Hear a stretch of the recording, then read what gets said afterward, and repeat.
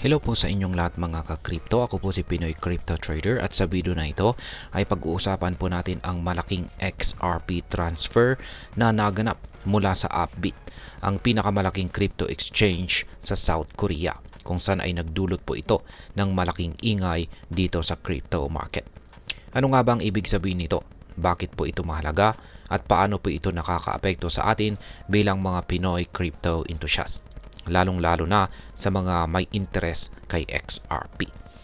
Kaya ayan, bago po tayo magpatuloy ay nais ko lamang po munang bigyang linaw ang aking disclaimer kung saan ang nilalaman po ng video na ito ay hindi po ito isang financial advice. For education and information purposes lamang po ang layunin nito.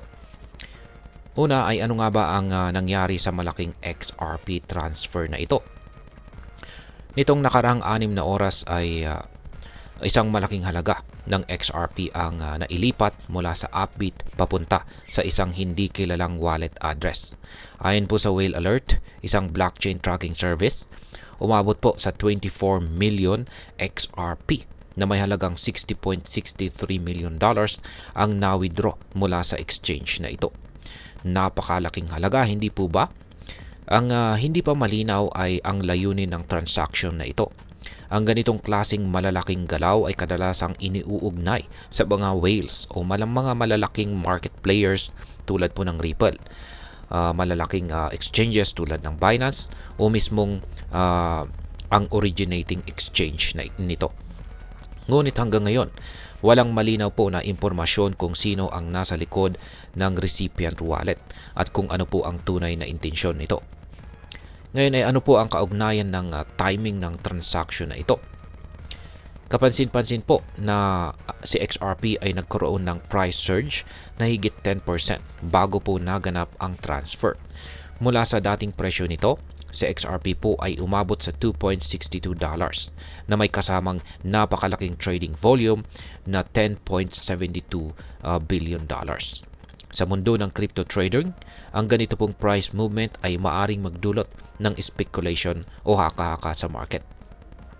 Ang timing ng malaking withdrawal mula sa Upbit ay nagbibigay po ito ng senyales na maaring may accumulation na ginagawa ng mga malalaking investor. Maaari rin itong indikasyon na may paparating na major market activity o balita na maaari pong makaapekto sa presyo ng XRP. Ngayon ay bakit nga ba mahalaga ang South Korea sa usapin ng XRP trading? Ang South Korea ay isa po sa mga pangunahing hubs ng cryptocurrency trading sa mundo, lalo na pagdating kay XRP. Ang mga local na investor sa bansang ito ay kilala sa kanilang matibay na suporta kay XRP.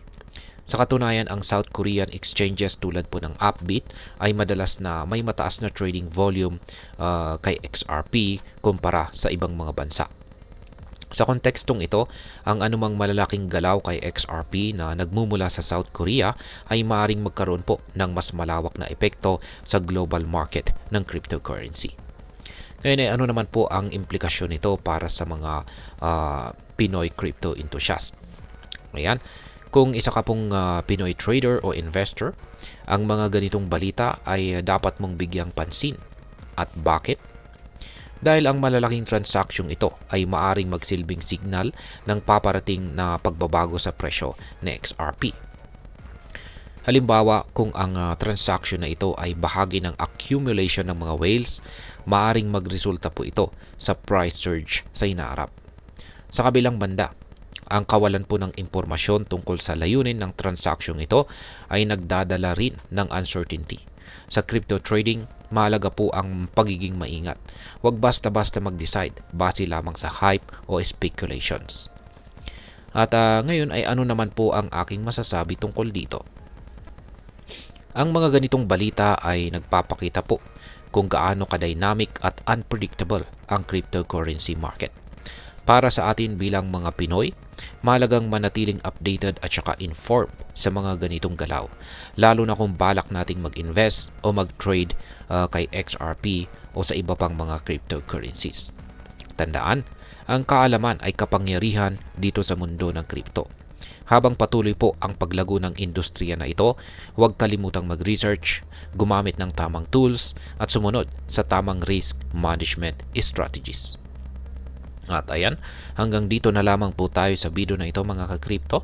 Sana po ay inyong nagustuhan ang aking paliwanag sa video na ito. Kung inyo po itong nagustuhan, pakiclick lamang po ang like button nito. Marami pong salamat sa panonood, ingat po tayo lagi at God bless po sa ating lahat.